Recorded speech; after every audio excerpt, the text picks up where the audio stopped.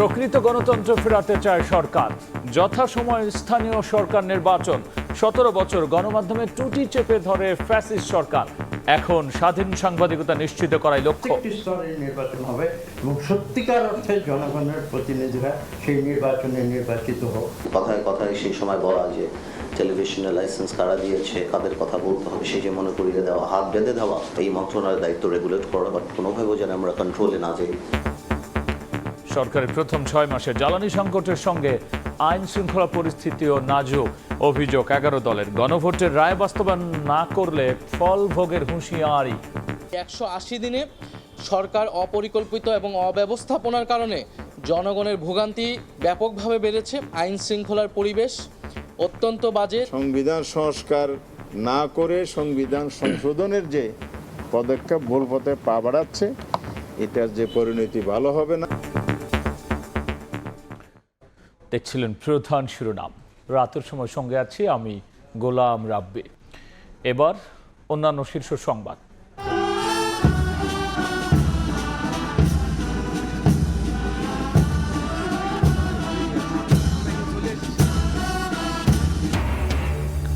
বঙ্গভবনে রাজকীয় অফিস শেখ মির্জা ফখরুল ইসলাম আলমগীরের। রাষ্ট্রপতিকে গার্ড অফ অনার। কর্মকর্তাদের সঙ্গে কুশল বিনিময়। দাপ্তরিক কাজে কাটল প্রথম কর্মদিবস। নৌ বিমান বাহিনীর নির্বাচনী পর্ষদ উদ্বোধন। পদোন্নতিতে ব্যক্তিগত পছন্দের ঊর্ধ্বে উঠে সিদ্ধান্ত নেওয়ার নির্দেশ প্রধানমন্ত্রীর। অপারেশনাল স্থাপনা পরিদর্শন। ডাকাতি নয়, ইয়াবা সেবনে বাধা দেয় রংপুরে 4 খুন বলছে পুলিশ। 2 সন্তান সহ বাবা মা হত্যায় জড়িত সন্দেহে গ্রেফতার 2। বিচার দাবিতে মানববন্ধন। সার সংকট ও বাড়তি দামে ক্ষুব্ধ কৃষক। কুড়িগ্রামের ভ্রুঙ্গামারিতে ডিলারের গুদাম ভেঙে 10,000 কেজি লুট। বেশ কয়েক বস্তা ফেরত, বাকিগুলো উদ্ধারের চেষ্টায় পুলিশ। এবং রোহিঙ্গা বাছাইয়ে কক্সবাজারে জন্ম নেয়া শিশুদের অন্তর্ভুক্তির আহ্বান বাংলাদেশের। সংকট নিরসনের চেষ্টায় সরকার। রাজনৈতিক সমাধানের তাগিদ কূটনীতিকদের।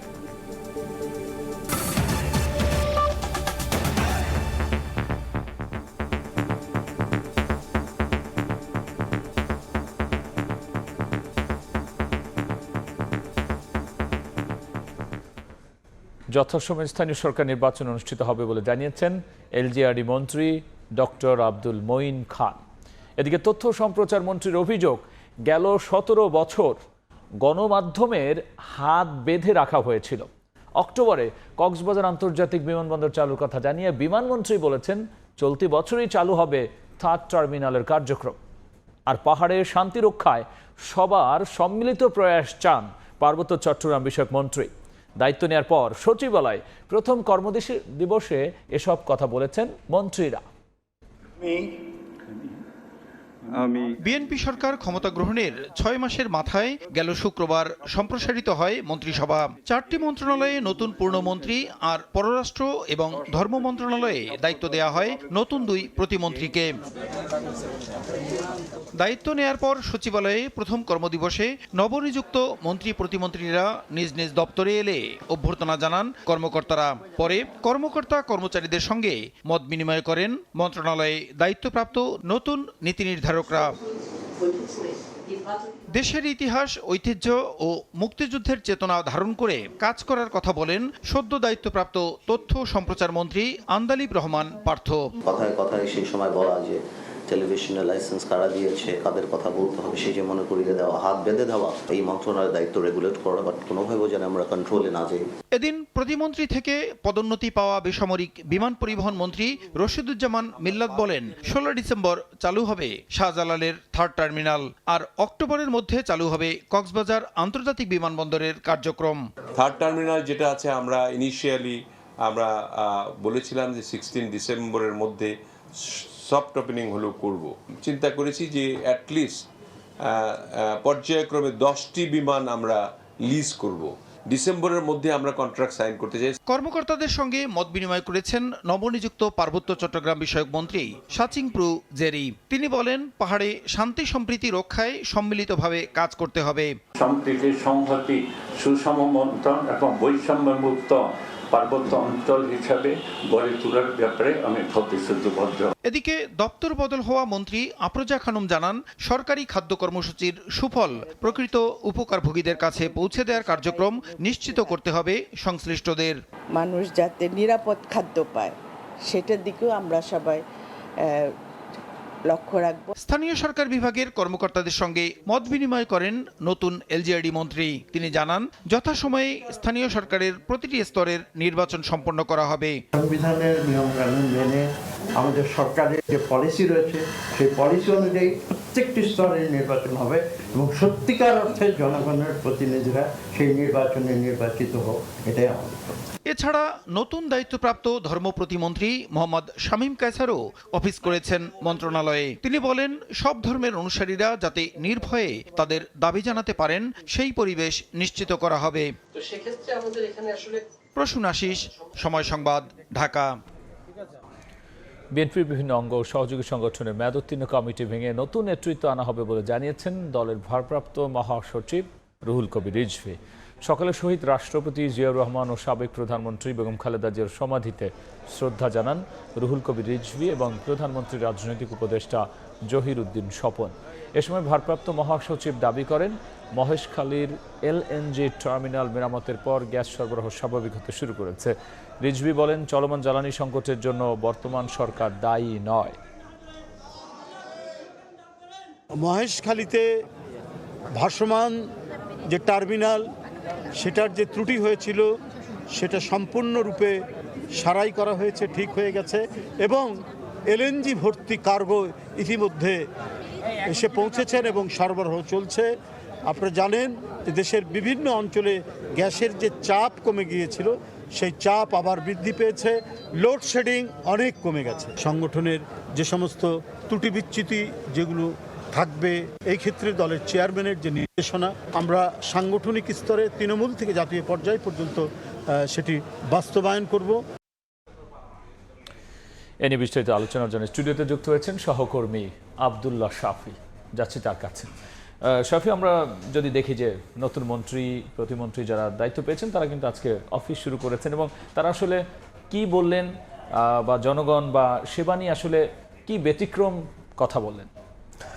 দেখুন, এই সরকারের মন্ত্রিসভা কিন্তু বলা যায় মন্ত্রিসভা কিংবা মন্ত্রী প্রতিমন্ত্রীর পদমর্যাদায় সব মিলিয়ে এই মন্ত্রী প্রতিমন্ত্রীর পদমর্যাদায় প্রায় 64 জন মানুষ আছেন, অর্থাৎ বিশাল বড় একটা কর্মযোগ্য তারা সামাল দিচ্ছেন। কিন্তু ঠিক এমন এক সময় তারা ক্ষমতায় এলেন যখন বাংলাদেশের অর্থনীতি থেকে শুরু করে আইন শৃঙ্খলা সব কিছুর সূচক কিন্তু নিচের দিকে, কোনো সূচকে ঊর্ধ্বমুখী ছিল না।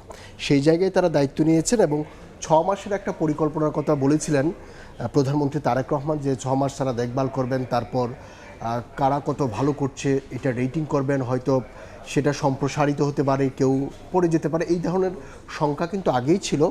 এবং এই যে মন্ত্রী পরিষদেও কিন্তু আমরা দেখলাম, যেহেতু গতকাল তারা শপথ নিয়েছেন এবং আজকে তারা প্রথম দিন নতুন যে 4 জন মন্ত্রী প্রতিমন্ত্রী আছেন তারা হচ্ছে সচিবালয়ে গেছেন এবং তাদেরকে শুভেচ্ছা জানিয়েছেন কর্মকর্তা কর্মচারী যারা আছেন তারা, এবং সেই জায়গায় তারা তাদের সঙ্গে মতবিনিময়ে কিছু কথাবার্তা বলেছেন এবং তাদের যে পরিকল্পনা প্ল্যান মন্ত্রীদের সেই বিষয়গুলো তারা উল্লেখ করেছে। যেমন এইখানে এলজিআরডি মন্ত্রী, যিনি খুব গুরুত্বপূর্ণ মন্ত্রণালয়ের দায়িত্ব পালন করছেন, স্থানীয় সরকার মন্ত্রী, তিনি কিন্তু বলেছেন যে দেশে প্রকৃত গণতন্ত্র ফেরাতে কাজ করছে সরকার। অর্থাৎ এখন পর্যন্ত 56 বছরের এই বাংলাদেশে এখন পর্যন্ত গণতন্ত্র আসে নাই বা প্রকৃত গণতন্ত্র ফেরে নাই, তার কথাতেই কিন্তু বোঝা যাচ্ছে সেই জন্য তারা কাজ করছে।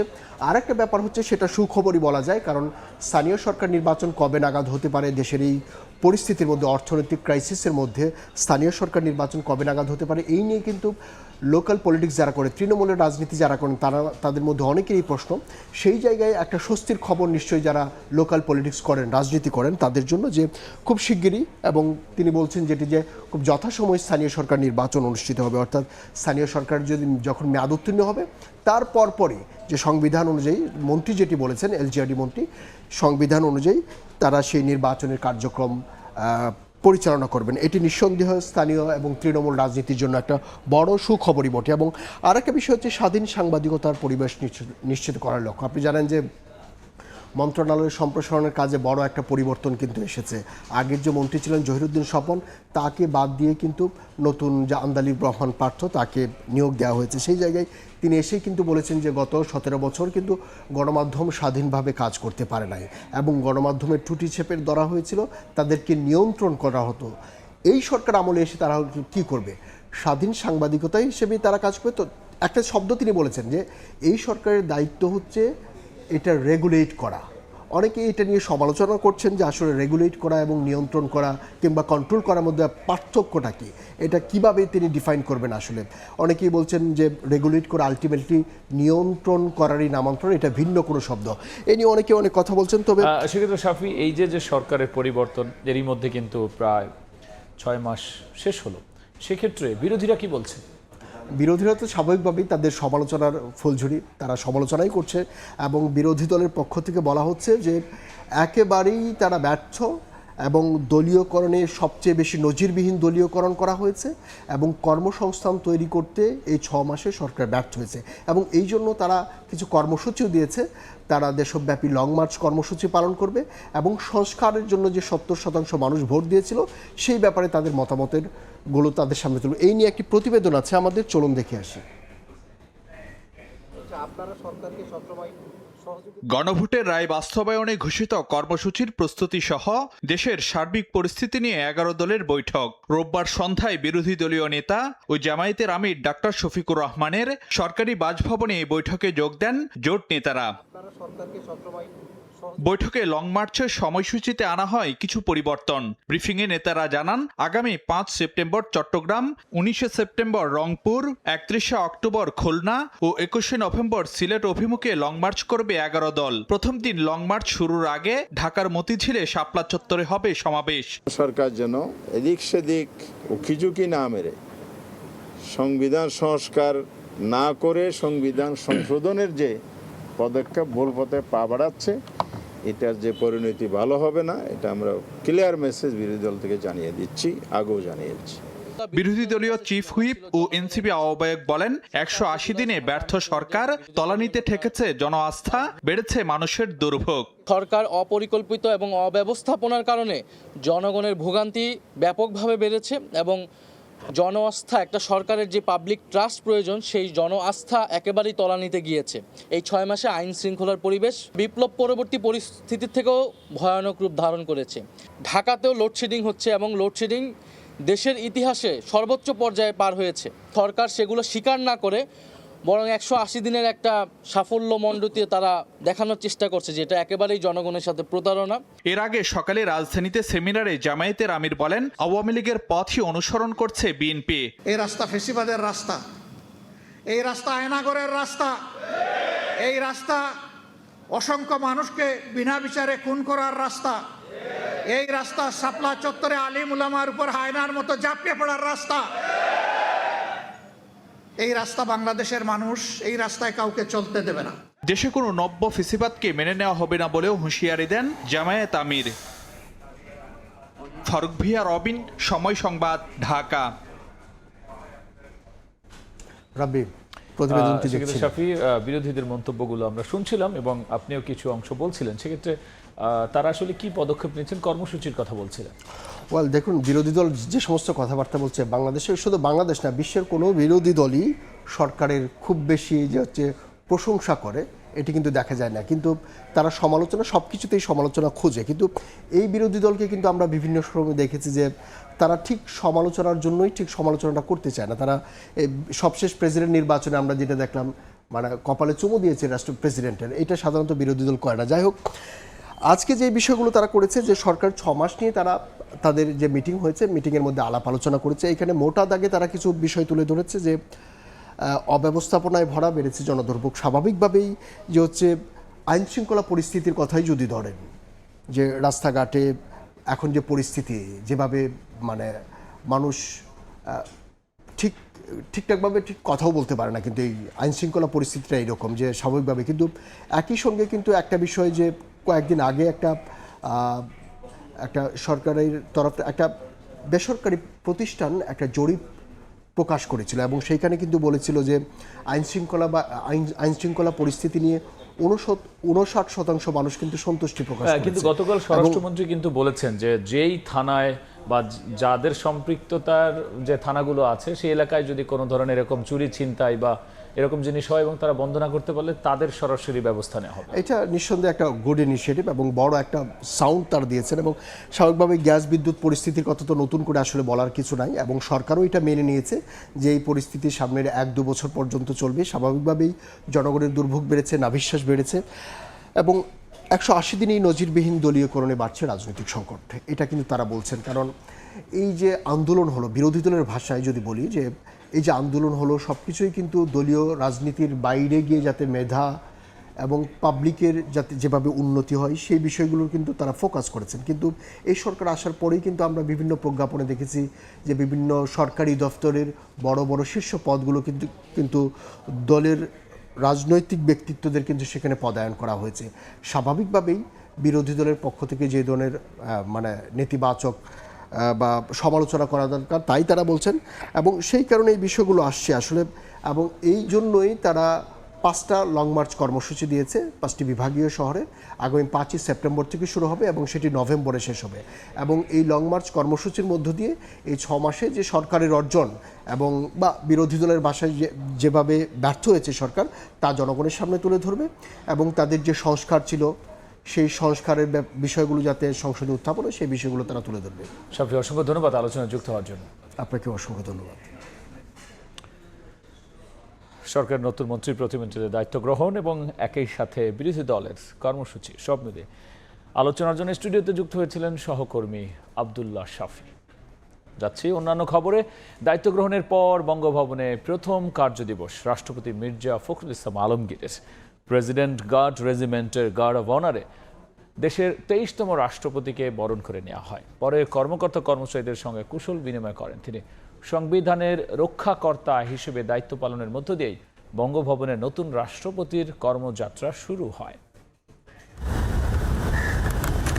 দায়িত্ব নেওয়ার পর বঙ্গভবনে প্রথম কার্যদিবসে রাষ্ট্রপতি মির্জা ফখরুল ইসলাম আলমগীর রোববার বেলা 11টায় বঙ্গভবনে পৌঁছালে অশ্বারোহীর একটি দল বরণ করে রাষ্ট্রপতিকে।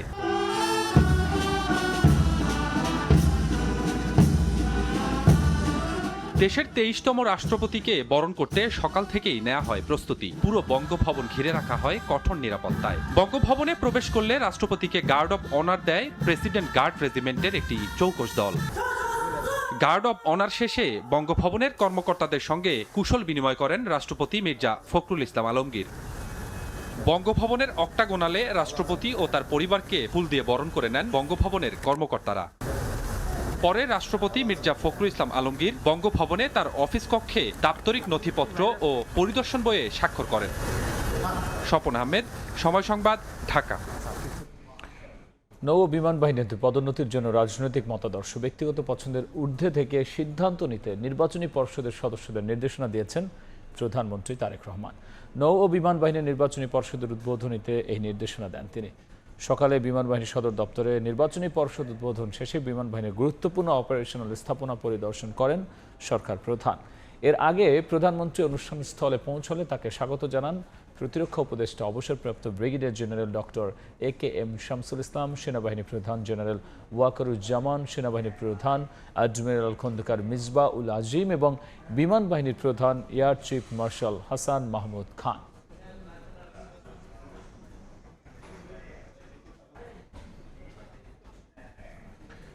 নৌবাহিনীর প্রধান vice admiral Khandakar Misbah ul Azim admiral পদে পদোন্নতি পেয়েছেন।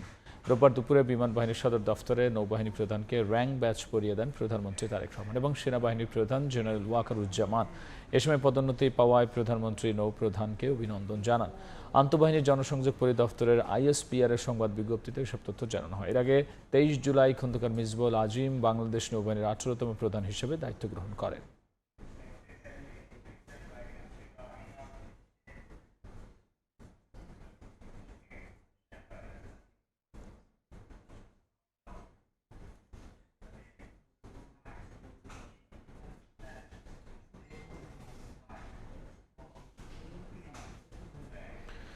রাতের সময়ে আরও থাকছে।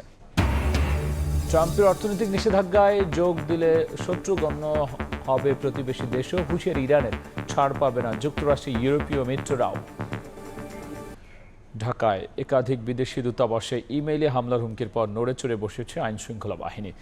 বারিধারা কূটনৈতিক এলাকায় জোরদার করা হয়েছে নিরাপত্তা। পুলিশের ধারণা দেশের ভাবমূর্তি নষ্ট করতে এবং কূটনীতিকদের ভয় দেখাতে স্ক্যাম ইমেইলে হুমকি দেওয়া হয়েছে। ডিএমপির অতিরিক্ত কমিশনার শফিকুল ইসলাম জানান, দূতাবাস কর্মকর্তাদের সঙ্গে বৈঠক করেছে সিটিটিসি ও ডিবি। নেওয়া হয়েছে প্রয়োজনীয় পদক্ষেপ।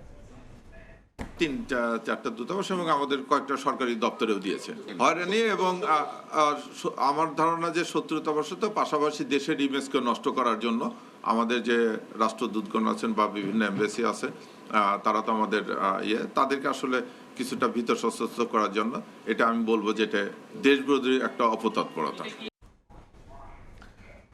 ডাকাতি নয়, ইয়াবা সেবনের প্রতিবাদ করায় রংপুরে প্রাণ দিতে হলো একই পরিবারের 4 জনকে। 2 সন্তান সহ বাবা মা খুনের ঘটনায় জড়িত 2 জনকে গ্রেফতারের পর জানা যায় চাঞ্চল্যকর সব তথ্য। বিচারের দাবিতে মানববন্ধন করেন স্বজন ও এলাকাবাসী। অবসরপ্রাপ্ত প্রিয় শিক্ষক গণপতি চক্রবর্তী ও তার পরিবারের সদস্যদের হত্যাকাণ্ডের প্রতিবাদে রাজপথে শিক্ষক ও শিক্ষার্থীরা। জড়িতদের দৃষ্টান্তমূলক শাস্তির দাবিতে রোববার সকালে রংপুর জেলা স্কুলের সামনে মানববন্ধন করা হয়। শুধু এই বিদ্যাপীঠের সহকর্মীরা নয়, প্রতিবাদে অংশ নেন কারমাইকেল কলেজের শিক্ষক ও শিক্ষার্থীরাও। হত্যাটা হয়েছে, এটার আমাদের প্রতিবাদ চাই, আমরা প্রতিবাদ জানাচ্ছি এটার বিষয়ে। খুনি যেই হোক না কেন আমরা দ্রুত বিচার চাই। চাঞ্চল্যকারী হত্যাকাণ্ড নিয়ে সংবাদ সম্মেলন করেন Rangpur metro police commissioner Mohammad Abdul মাবুদ। তিনি জানান, বৃহস্পতিবার মধ্যরাতে নিজ ভবনের ছাদে ইয়াবা সেবনে বাধা দিলে উত্তেজিত হয়ে শিক্ষক গণপতি চক্রবর্তীকে গলায় গামছা পেঁচিয়ে হত্যা করে দুর্বৃত্তরা। শব্দ পেয়ে গণপতি চক্রবর্তীর স্ত্রী ছাদে উঠতে গেলে সিঁড়ির মধ্যে তাকেও গামছা পেঁচিয়ে হত্যা করা হয়। মেয়ে প্রার্থী সিঁড়ির দিকে এগুতে থাকলে গলায় রশি পেঁচিয়ে ও শিশু প্রিয়ম তাদের চিনে ফেলায় তাকেও একই কৌশলে গলায় গামছা পেঁচিয়ে হত্যা করা হয়। এই যে 4টা খুন হয়েছে, 4টা খুন একের পর এক হয়েছে। ঘটনা ভিন্ন খাতে নিতে হত্যার পর মালামাল লুট করে বাড়ির বাইরে থেকে তালা লাগিয়ে দেয় হত্যাকারীরা। একটা চুরিকে আগুন দিয়ে টেস্ট করানো হয়েছে, এটা গোল্ড নাকি গোল্ড না, তার মানে যে গোল্ডের ব্যাপারে অভিজ্ঞ সেরকম লোক এখানে জড়িত থাকতে পারে। এইসব তথ্য উপাত্ত বিশ্লেষণ করে আসামি গ্রেপ্তার করতে সক্ষম হয়েছে। হত্যার শিকার ওই শিক্ষক পরিবার ও অভিযুক্ত 2 তরুণ মুগ্ধ দাস ও সিদ্ধার্থ দাস একই এলাকা মাছুয়াপাড়ার বাসিন্দা। এই ঘটনায় কোতোয়ালি থানায় একটি হত্যা মামলা দায়ের করা হয়েছে। নাজমুল ইসলাম নিশাদ, সময় সংবাদ, রংপুর। কুড়িগ্রামের ভুরুঙ্গামারীতে ডিলারের গুদামে দরজা ভেঙে 10,000 কেজি সার লুট করেছেন কৃষকরা। কৃত্রিম সংকট তৈরি ও অতিরিক্ত দামে বিক্রির অভিযোগ তাদের। তবে সরকারি নিয়মেই সার বিক্রির দাবি ডিলারের। লুট হওয়া সার উদ্ধারের কাজ করছে আইন শৃঙ্খলা বাহিনী। গুদামের দরজা ভেঙে সারের বস্তা কাঁধে নিয়ে ছুটছেন কৃষক। লুট হয়েছে 10,000 কেজি ইউরিয়া। রোববার সারের জন্য কুড়িগ্রামের ভুরুঙ্গামারীতে ডিলার তাইফুর রহমান মুকুলের গুদামে ভিড় করেন কৃষকরা। দীর্ঘ সময় অপেক্ষার পরও দোকান না খোলায় গুদামের দরজা ভেঙে 197 বস্তা ইউরিয়া নিয়ে যান তারা। স্থানীয়দের অভিযোগ, পর্যাপ্ত বরাদ্দ পেলেও কৃষকদের সার দিতে গড়িমসি করছিলেন ডিলার মুকুল। কৃত্রিম সংকট তৈরি ও অতিরিক্ত দামে বিক্রির অভিযোগও রয়েছে তার বিরুদ্ধে। অভিযোগ অস্বীকার করে মুকুল জানান, সরকারি নিয়মেই সার বিক্রি করছিলেন তিনি। একজন লোকের উস্কানিতে এই জিনিসটা আজকে ঘটনাটা ঘটছে, সবাই তো উস্কানি দেয়। এই লোকটার নাম আমি এই মুহূর্তে বলতে পারতেছি না, কিন্তু লোকটাকে আমি ব্যক্তিগতভাবে চিনি। কিন্তু পরে ঘটনা ঘটবে, এটা যদি আমি আইনের আওতায় না যাই এটা তো দেখতে খারাপ দেখা যাবে। এদিকে খবর পেয়ে ঘটনাস্থলে পৌঁছে পরিস্থিতি নিয়ন্ত্রণে আনে পুলিশ। এরই মধ্যে ফেরত পাওয়া গেছে অন্তত 40 বস্তা ইউরিয়া। বাকিগুলো উদ্ধারে চলছে তৎপরতা। যে পরিমাণ সারের দরকার সেই পরিমাণ সার নাই, কৃষকরা ক্ষুব্ধ সংক্ষুব্ধ হয়ে গেছে। এই সমস্ত থেকে করছে, তারপরে আমরা খবর পেয়ে গেছি, যতটুকু পারছি আমরা তাদেরকে নিবৃত করছি। কৃষি বিভাগের তথ্য মতে শিলখড়ি ইউনিয়নের চাহিদা প্রায় 4000 বস্তা ইউরিয়া, তবে বরাদ্দ ছিল 1320 বস্তা। সময় সংবাদ, কুড়িগ্রাম। রোহিঙ্গা প্রত্যাবাসনের যাচাই বাছাই তালিকায় বাংলাদেশে আশ্রয় শিবিরে জন্ম নেওয়া শিশুদের অন্তর্ভুক্ত করতে মিয়ানমারের প্রতি আহ্বান জানিয়েছেন পররাষ্ট্র প্রতিমন্ত্রী শামা ওবায়দ ইসলাম। সংকট সমাধানে বাংলাদেশ আন্তর্জাতিক আইন মেনে কাজ করছে বলেও জানান তিনি। রাজধানীতে এক সেমিনারে কূটনীতিকরা বলেন, মানবিক সহায়তায় নয়, রাজনৈতিক প্রক্রিয়াতেই রোহিঙ্গা সংকটের সমাধান নিহত। মিয়ানমারের নিপীড়নের মুখে 2017 সালে বাংলাদেশে আশ্রয় নেয় কয়েক লাখ রোহিঙ্গা। বর্তমানে ক্যাম্পে রোহিঙ্গার সংখ্যা 12 লাখের বেশি। প্রতি বছর নতুন করে জন্ম নিচ্ছে প্রায় 25,000 শিশু।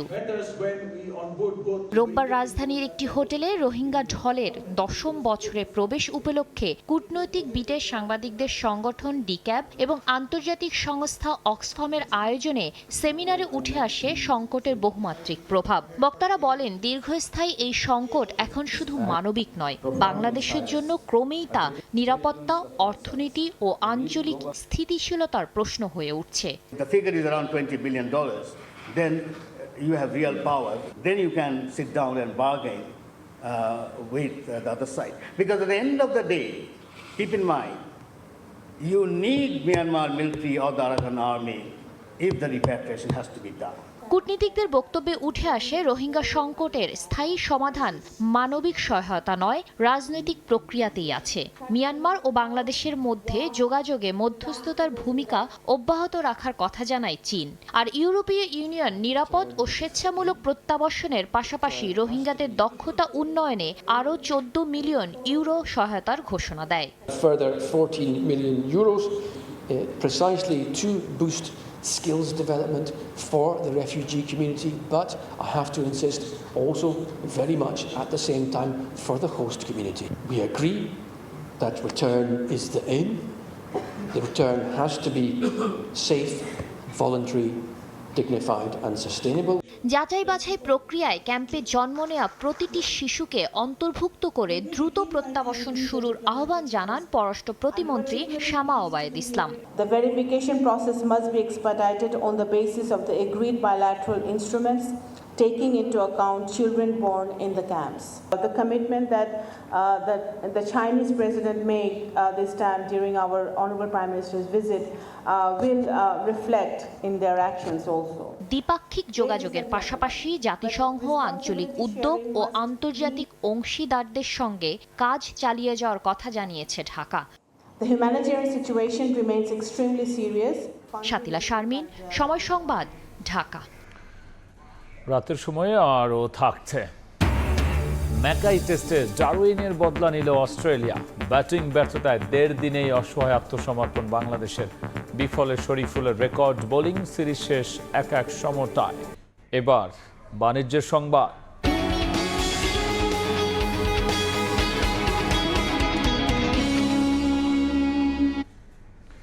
রাজধানীর প্রতিটি সিএনজি ফিলিং স্টেশনে ভোগান্তির চিত্র অপরিবর্তিত রয়েছে। মূল লাইনে চাপ নেই, ঘন্টার পর ঘন্টা লাইনে দাঁড়িয়েও মিলছে না পর্যাপ্ত গ্যাস।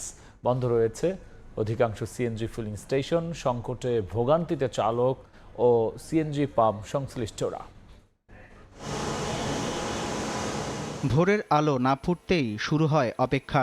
যাদের জীবিকা চলে গাড়ি চালিয়ে, তাদের সময় থমকে আছে সিএনজি ফিলিং স্টেশনগুলোর লাইনে। ঘন্টার পর ঘন্টা অপেক্ষা করেও পর্যাপ্ত গ্যাস মিলছে না কোথাও। সংকটের কবলে বন্ধ রাজধানীর অধিকাংশ সিএনজি ফিলিং স্টেশন। সকাল থেকেই সিএনজি ফিলিং স্টেশনে যানবাহনের দীর্ঘ সারি। তীব্র রোদ আর গরমে লম্বা সময় লাইনে দাঁড়িয়ে মেজাজ হারাচ্ছেন চালকরা। জীবিকা বন্ধ হওয়ার উপক্রম অনেকের। বাসায় কোনো গ্যাস নাই, পাম্পও গ্যাস নাই, এভাবেই চলতেছে আজকে 2-2.5 মাস হয়ে গেল। কবে যেটা সমাধান হবে তাও তো আমরা জানি না। 3 ঘন্টা অপেক্ষা করার পর আমার গ্যাস ঢোকে 400 টাকা, 450 টাকা। আর যখন আমরা সিরিয়াল দিয়ে যখন প্রেসার কম থাকে তখন আমার গ্যাস ঢোকে 200 টাকা, 300 টাকা। গাজীপুরে কোনো পাম্পে ঢোকা যায় না, সব বড় বড় কাভার ভ্যান লাগাই দিয়া মুখ পুরো বন্ধ করে রেখে দিয়েছে, কোনো ছোটো গাড়ি ঢুকতে দেয় না। আমি গাজীপুর থেকে এখানে তেলে চালাই, তারপরে গ্যাসের সিরিয়াল দিছি, এখন 1 ঘন্টা 20-25 মিনিটের মতো হয়ে গেছে। গাড়ির দীর্ঘ সারির কারণে পাম্প সংলগ্ন সড়কগুলোতে তৈরি হচ্ছে যানজট। বিশৃঙ্খলা এড়াতে হিমশিম খাচ্ছেন পাম্প সংশ্লিষ্টরা। সেই সঙ্গে যোগ হয়েছে লোকসানের শঙ্কা। 1/3 সেলস হচ্ছে, এই সেলসের যে কমিশনের যে টাকাটা আমরা পাবো তিতাসের কাছে, ওইটাতে আমাদের ইলেকট্রিসিটি বিল দিতেই অবস্থা খারাপ হয়ে যাবে। তাছাড়া আমাদের এমপ্লয়িদের বেতন আছে, আনুষঙ্গিক হচ্ছে, মেইনটেনেন্স আছে। এটা মানে আমরা এখন টিকে থাকাই মুশকিল হয়ে গেছে আমাদের। সরকারের পক্ষ থেকে শুধু আশ্বাস নয়, জ্বালানি সংকটের দ্রুত সমাধানে কার্যকর পদক্ষেপের প্রত্যাশা গ্রাহক ও ভুক্তভোগীদের। সামদানি প্রত্যয়, সময় সংবাদ, ঢাকা। বাণিজ্যিকভাবে নবায়নযোগ্য বিদ্যুৎ শিল্প গ্রাহকের কাছে পৌঁছে দিতে 10 বছর পর্যন্ত সঞ্চালন খরচে বিশেষ সুবিধা চান উদ্যোক্তারা। আর মূল্যহার যৌক্তিক ও প্রতিযোগিতামূলক রাখার দাবি জ্বালানি বিশেষজ্ঞ ও অংশীজনদের। রাজধানীর সেগুনবাগিচায় আন্তর্জাতিক মাতৃভাষা দিবসের অনুষ্ঠানে এসব কথা বলেন তারা। নবায়নযোগ্য জ্বালানি ভিত্তিক বাণিজ্যিক বিদ্যুৎ কেন্দ্রের উৎপাদিত বিদ্যুতের ট্যারিফ নির্ধারণের গণশুনানি। অংশ নেন বিতরণ প্রতিষ্ঠানের প্রতিনিধি, জ্বালানি বিশেষজ্ঞ ও বিইআরসি চেয়ারম্যান সহ কারিগরি মূল্যায়ন কমিটির সদস্যরা। পরে বিভিন্ন প্রস্তাবের উপর মতামত দেন তারা। প্রস্তাব অনুযায়ী ওপেন অ্যাক্সেস সুবিধায় সরাসরি বাণিজ্যিক ও শিল্প গ্রাহকের কাছে বিদ্যুৎ বিক্রি করতে পারবে বেসরকারি বিদ্যুৎ কেন্দ্র, তবে সরকারি গ্রিড ব্যবহারে গুনতে হবে চার্জ। আরো বলা হয়, মার্চেন্ট প্ল্যান্ট থেকে মোট উৎপাদনের 20% বেশি বিদ্যুৎ কিনতে পারবে না সরকারি প্রতিষ্ঠান। অপারেশন প্রসিডিউর বিলিং এবং এগুলো সবগুলোকে নবায়নযোগ্য বিদ্যুতের মূল্যহার যৌক্তিক ও প্রতিযোগিতামূলক রাখার দাবি জানান জ্বালানি বিশেষজ্ঞ ও অংশীজনরা। বলেন, বিদ্যুৎ খাত বেসরকারীকরণ করা হলে আরো বিপদে পড়বে গ্রাহক ও সরকার। অবস্থাতেই খারাপ অবস্থায় নেই এবং আপনাদেরকে প্রাইভেটাইজেশন করার কোনো প্রশ্নই ওঠে না। প্রাইভেটাইজেশন করা হলে আমরা আরো বিপদে পড়ে যাব। বিইআরসি চেয়ারম্যান জালান আহমেদ বলেন, গণশুনানি শুধু দাম বৃদ্ধির জন্য নয়, উৎপাদন খরচ ইতিবাচক হলে দামও কমানো হতে পারে। যে প্রাইসিং শোনা যাচ্ছিল, এই প্রাইসে যদি উপরে আসে এবং একই সঙ্গে যদি রিনিউয়েবল একটা সাইজেবল ভলিউম যদি আসে, সার্টেনলি টোটাল কস্ট কমে আসবে। টোটাল কস্ট যদি কমে আসে, আমার কস্টলি পাওয়ার প্ল্যান্ট যদি উৎপাদনে না থাকে এবং যদি রিটায়ারমেন্ট প্ল্যান ঠিকভাবে বাস্তবায়ন হয়, নিঃসন্দেহে কমে আসার কথা। এদিকে এই গণশুনানিকে দাম বাড়ানোর পায়তারা আখ্যা দিয়ে গণশুনানি অনুষ্ঠান স্থলের সামনে মানববন্ধন করেছে ক্যাব। বক্তারা বলেন, বিভিন্ন সময় সংকট তৈরি করে জনগণের পকেট কেটেছে লুটেরারা, একই পথে হাঁটছে বর্তমান সরকারও।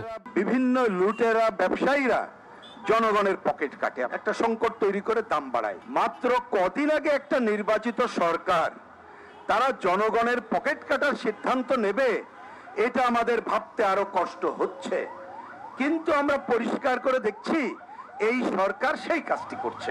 এ সময় বিইআরসি আইনের কাঠামোগত সংস্কারের দাবি জানান বক্তারা। ইনডাইরেক্টলি বিদ্যুতের দাম বাড়ানোর একটা প্রক্রিয়া। শফিকুজ্জামান রুবেল, সময় সংবাদ, ঢাকা। 5.5 মাস পর দুদকে দায়িত্ব নিয়ে প্রথম মামলা করেছে নতুন কমিশন। প্রায় 2 কোটি টাকা আত্মসাতের অভিযোগে আসামি করা হয়েছে পদ্মা ব্যাংকের সাবেক এমডি আব্দুল মোত্তালেব পাটোয়ারি সহ 10 জনকে। এদিকে অবৈধ সম্পদ অর্জনের অভিযোগে সাংবাদিক দম্পতি শাকিল রূপার সম্পদ বিবরণী নোটিশ কারাগারে পাঠাবে সংস্থাটি।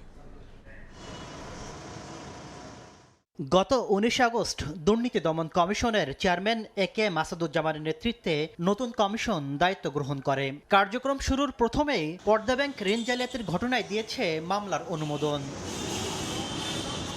অভিযোগ করা হয়, ভুয়া কাগজপত্র তৈরি করে প্রায় 2 কোটি টাকা আত্মসাৎ করেছেন এমএইচ এন্টারপ্রাইজের কর্ণধার মমিনুর রহমান। এ ঘটনায় সহযোগিতার অভিযোগে পদ্মা ব্যাংকের সাবেক এমডি আব্দুল মোতালেব পাটোয়ারি সহ আরও 9 জনকে আসামি করা হয়েছে।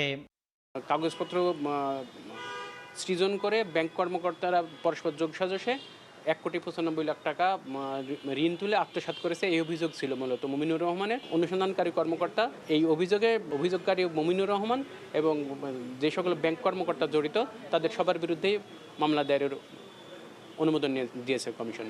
এদিকে 71 টেলিভিশনের সাবেক বার্তা প্রধান শাকিল আহমেদ ও সাবেক বিশেষ প্রতিনিধি ফারজানা রূপার বিরুদ্ধে অবৈধ সম্পদ অর্জনের অভিযোগে সম্পদ বিবরণী দাখিলের নোটিশ জারি করেছে দুদক। তাদের দুজনের বিরুদ্ধে সম্পদ বিবরণী দাখিলের নোটিশ জারি করা হয়েছে এবং সংশ্লিষ্ট জেল সুপারের মাধ্যমে তাদের সম্পদ বিবরণী দাখিলের নোটিশ জারি করা হয়েছে। ভিন্ন মামলায় এই দম্পতি গ্রেফতার থাকায় সংশ্লিষ্ট জেল সুপারের মাধ্যমে কারাগারে পাঠানো হবে এ নোটিশ। তাসলিম তৌহিদ, সময় সংবাদ, ঢাকা। শিক্ষার মান উন্নয়ন ও দক্ষ মানব সম্পদ তৈরিতে বিশ্ববিদ্যালয়ে কারিগরি ট্রেনিং সেন্টার ও ভাষা শিক্ষার সুযোগ তৈরির তাগিদ দিয়েছেন শিক্ষামন্ত্রী। আরও বলেন, বর্তমান সরকার কারিগরি শিক্ষাকে সর্বোচ্চ গুরুত্ব দিয়ে কাজ করছে। সকালে রাজধানীর টেকনিক্যাল এডুকেশন ফোরামের সেমিনারে মন্ত্রী জানান, বিদেশে প্রচুর মানুষের কর্মসংস্থানের সুযোগ থাকলেও তা কাজে লাগানো যাচ্ছে না। নতুন 4টি ইঞ্জিনিয়ারিং ইনস্টিটিউটের কাজ হাতে নিয়েছে সরকার। পাশাপাশি বুয়েটের বাজেট আরও বাড়িয়ে সক্ষমতা বৃদ্ধির কথাও জানান শিক্ষামন্ত্রী।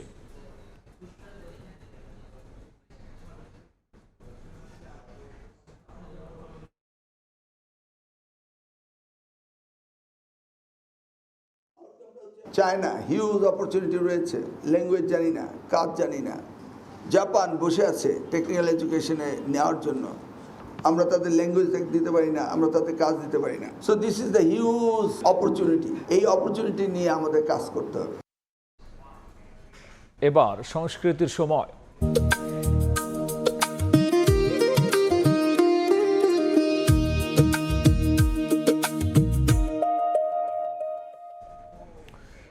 ক্যান্সার আক্রান্ত মায়ের চিকিৎসা সহায়তায় রাজস্থানের শিল্পকলা একাডেমিতে অনুষ্ঠিত হলো মায়ের জন্য টুগেদার উই ক্যান বিশেষ অনুষ্ঠান। মঞ্চস্থ হয় ধরনের গান এবং পল্লীকবি জসীমউদ্দিনের সজন বাদিয়ার ঘাট নাটক। টিকিট বিক্রির অর্থ ব্যয় হবে থিয়েটার কর্মী ক্যামেলিয়ার মা শাহিন সুলতানার চিকিৎসায়।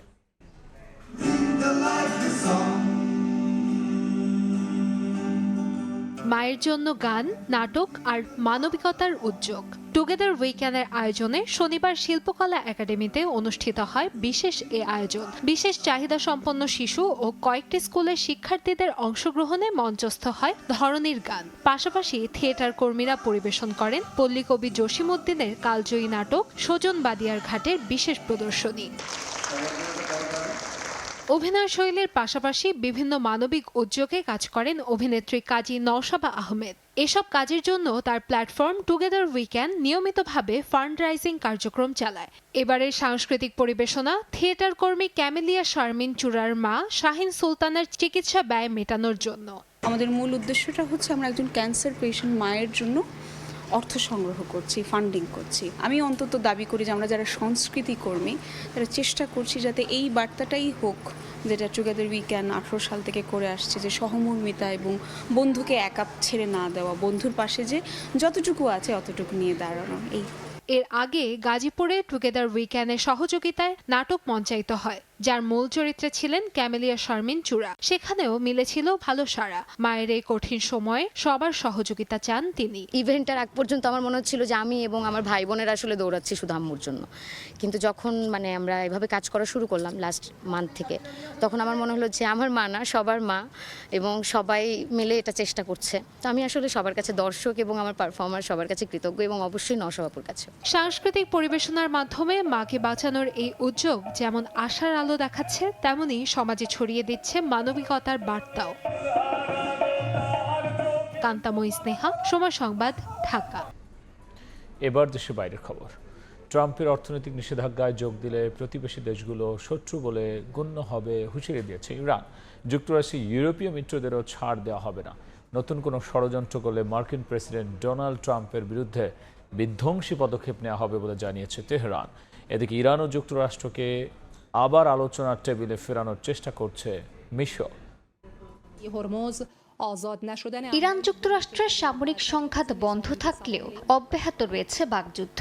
মার্কিন প্রেসিডেন্ট ডোনাল্ড ট্রাম্প ইরানের বিরুদ্ধে নতুন কোনো পদক্ষেপ নিলে ভূমিকম্পের মতো পাল্টা জবাব দেওয়ার হুমকি দিয়েছেন সুপ্রিম ন্যাশনাল সিকিউরিটি কাউন্সিলের সচিব মোহসেন রেজাই।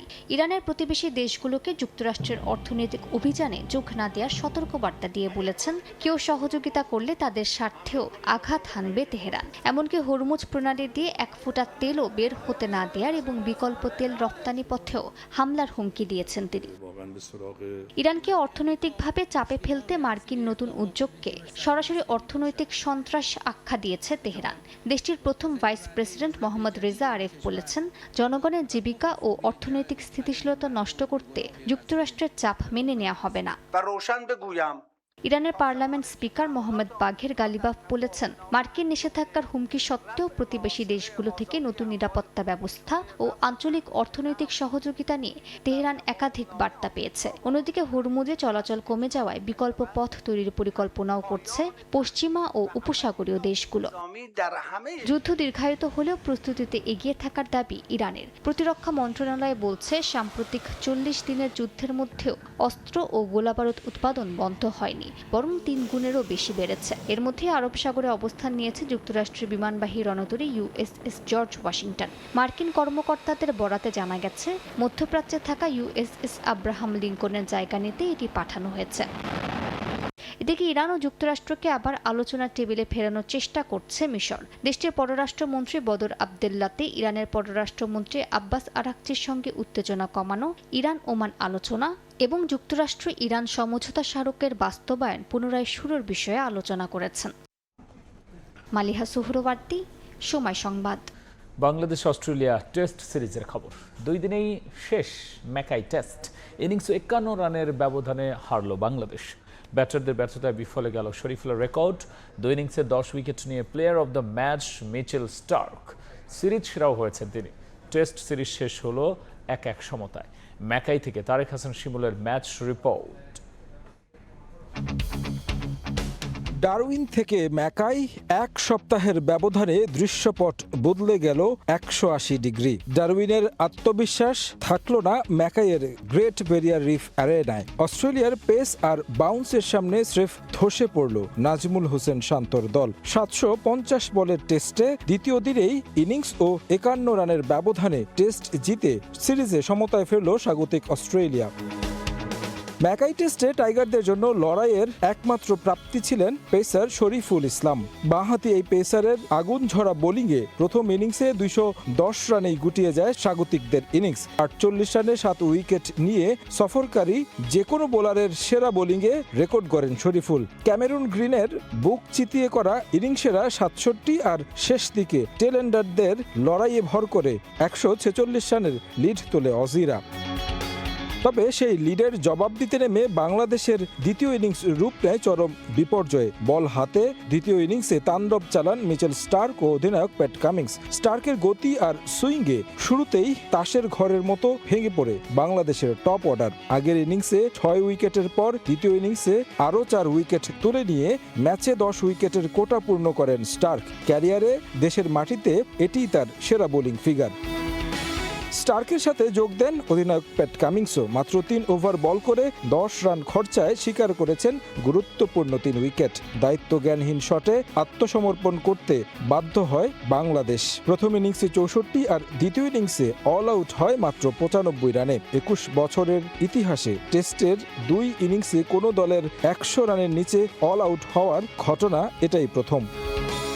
সিরিজে 1-1 সমতায় শেষ করলেও ব্যাটিং ব্যর্থতার পুরনো ক্ষত নিয়েই মাঠ ছাড়তে হলো বাংলাদেশকে। ডারউইনে 11টি সেশনে আধিপত্য দেখানো বাংলাদেশ ম্যাকাইতে এসে একেবারে ভিন্ন রূপ। ব্যাটসম্যানরা যেন পড়েছিলেন দুর্বোধ্য ভূমিতে, একেবারে কুল কিনারাই খুঁজে পাচ্ছিলেন না। 1.5টা দিন যাওয়া লড়াইটা করেছে বাংলাদেশ, সেটাও শরীফুল ইসলামের পেসের কল্যাণে। সাদা পোশাকে এখন যদি ধারাবাহিক পারফর্ম করতে হয় টাইগারদেরকে, এই ব্যাটিংয়ে যে ব্যাপক উন্নতি আনতে হবে সেটা আর বলার অপেক্ষা রাখে না। সেই বিষয়টা নিয়ে টিম ম্যানেজমেন্ট কতটা ভাববেন সেটাই এখন দেখার বিষয়। গ্রেট ব্যারিয়ার রিফ অ্যারেনা থেকে তারেক হাসান শিমুল, সময় সংবাদ, ম্যাকাই, অস্ট্রেলিয়া। এ পর্যায়ে শীর্ষ সংবাদ জানিয়ে দিচ্ছে আরও একবার। প্রকৃত গণতন্ত্র ফেরাতে চায় সরকার। যথাসময়ে স্থানীয় সরকার নির্বাচন। 17 বছর গণমাধ্যমে টুটি চেপে ধরে ফ্যাসিস্ট সরকার। এখন স্বাধীন সাংবাদিকতা নিশ্চিত করাই লক্ষ্য। সরকারের প্রথম 6 মাসের জ্বালানি সংকটের সঙ্গে আইন শৃঙ্খলা পরিস্থিতিও নাজুক, অভিযোগ 11 দলের। গণভোটের রায় বাস্তবায়ন না করলে ফল ভোগের হুঁশিয়ারি। এবং ডাকাতি নয়, ইয়াবা সেবনে বাধা দেয় রংপুরের 4 খুন বলছে পুলিশ। 2 সন্তান সহ বাবা মা হত্যায় জড়িত সন্দেহে গ্রেফতার 2, বিচার দাবিতে মানববন্ধন।